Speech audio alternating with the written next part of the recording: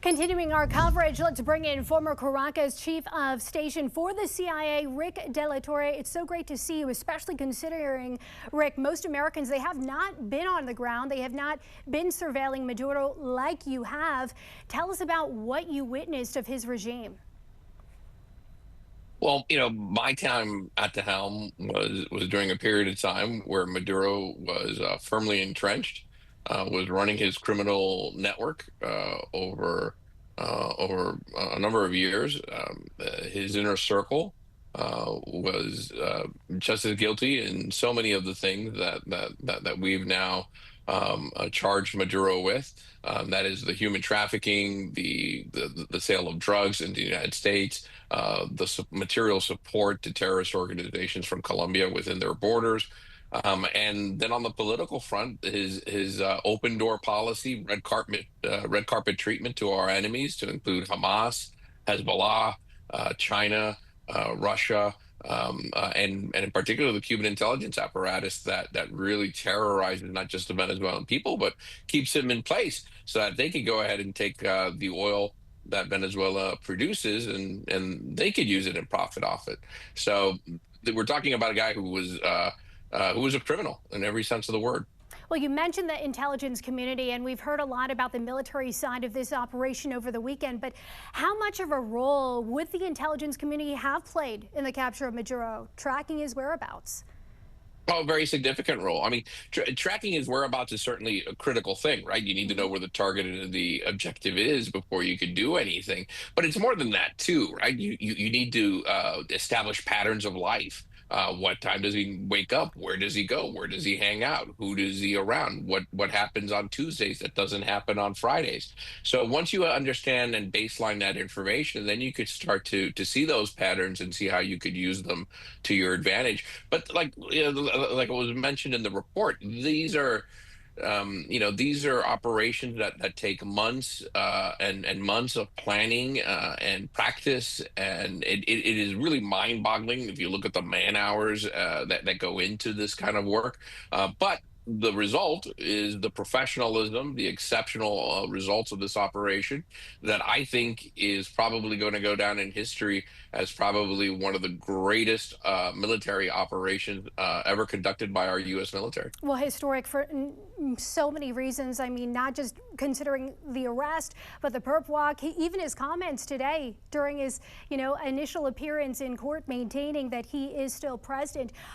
What are you reading into the President Trump's comments about running Venezuela as it relates to oil infrastructure, which you touched on, and also Venezuela's capabilities on the ground? I mean, what needs to happen now? Well, so obviously the security situation needs to be brought under control, and I think Venezuelans deserve to have um, um, some shred of peace and decency within their lives at home. That's one of the reasons I think why this administration took the criticized by many approach of allowing Delcy Rodriguez, who is just as guilty, just as much of a criminal, to remain in power for the short term, right? The concern there is obviously, yes, there is a very strong exile community. 1/3 of the entire population of Venezuela lives outside its borders. And if you look at the leaders of, the opposition leaders, all of them are currently in exile. So you need to run the country from day to day, and you need to do it right away. So you work with what you've got. And sadly, we've got to pinch our noses and work with Delcy Rodriguez for the time being. Only have about 20 seconds. How does Maduro's capture influence China, Russia, and Iran? How do you see that playing out in the short term? It's already starting to happen. They're realizing that the Western Hemisphere is basically off limits to them. They're starting to recalculate what they're going to do. I think the show of force also shows that we're serious and that they're going to have to go back to square one when it comes to their planning or considering of doing anything in Taiwan in particular. All the weapon systems that Maduro regime spent from China and Russia, they all failed. None of them worked. Implications on a worldwide stage, something that we are closely watching. Former Caracas chief of station for the CIA, Rick De La Torre, thank you for joining us tonight. Thanks for having me.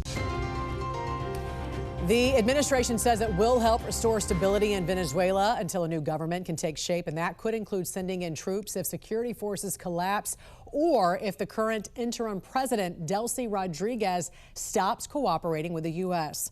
Joining us now to discuss is retired U.S. Air Force Brigadier General John Teichert and the former Assistant Deputy Undersecretary for the Air Force International Affairs. Good morning to you, sir. Welcome to the National News Desk.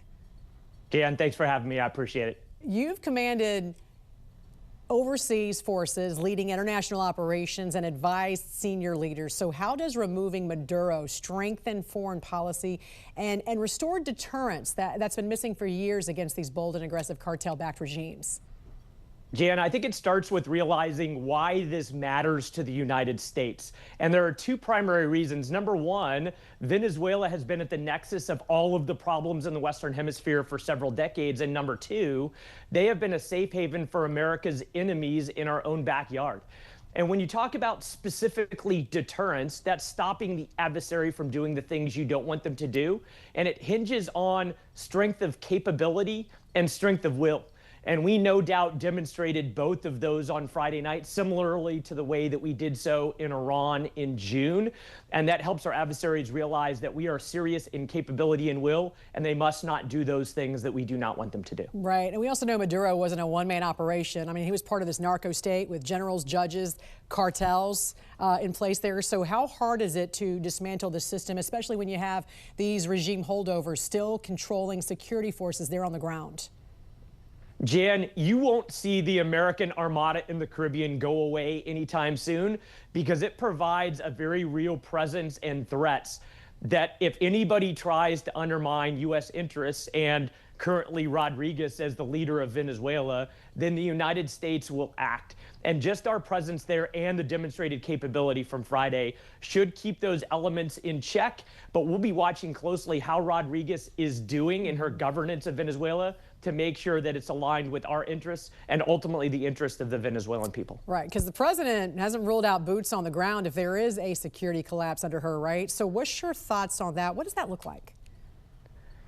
It's not going to happen anytime soon. There are a couple of markers of things that would need to happen before we would actually do that. Number one, we would start to see Rodriguez backtrack from support from the United States or of U.S. interest. We're not going to likely see that. We want to keep an eye on making sure that there aren't loyalists to Maduro, like the Interior Minister or the Defense Minister, that try to replace her. And then the president has promised that there was a phase 2 of strikes that he didn't use on Friday night that would likely be used against large-scale activity in the defense industry in Venezuela that would act against U.S. interests. And that still remains on the shelf as an active plan. And we would implement that type of phase 2 strike before we would ever start thinking about boots on the ground. All right, that's actually very good information there. Now, some look at history and point to Panama or, Iraq as a model for perhaps what we should and should not repeat, although every situation and every country is still very different. How would you advise the president right now, and what lessons have we learned from past operations? Jan, one of the biggest ones is that you don't want to dismantle a functioning government. So now that Maduro is gone and Rodriguez is in power temporarily, you want to make sure that the government continues to function and you don't purge major elements of the government so that there is not a power vacuum in the country. And we're doing that well. But the other piece of it that we haven't talked about enough is quickly establishing the duly elected government in Venezuela.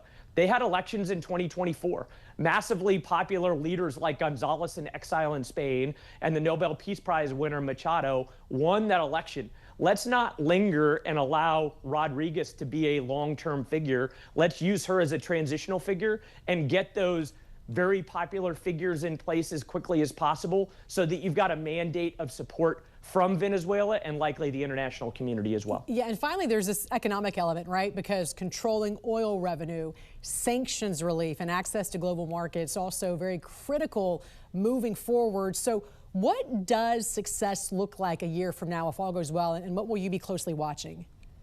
Jan, we need to make sure that there's this quick transition of governments from Rodriguez to the popularly elected government of González and Machado. And then we need to keep an eye on stability factors, security factors, and economic factors to make sure that they are flourishing and that we are purging those negative elements of the government that have caused it to be the nexus of problems in the Western Hemisphere and that safe haven for adversaries of America in the region. All right, General, we appreciate your insight at this historic moment. Really, some of the hardest decisions are being made right now. Thank you also for serving our country. It's my privilege. Thanks for having me.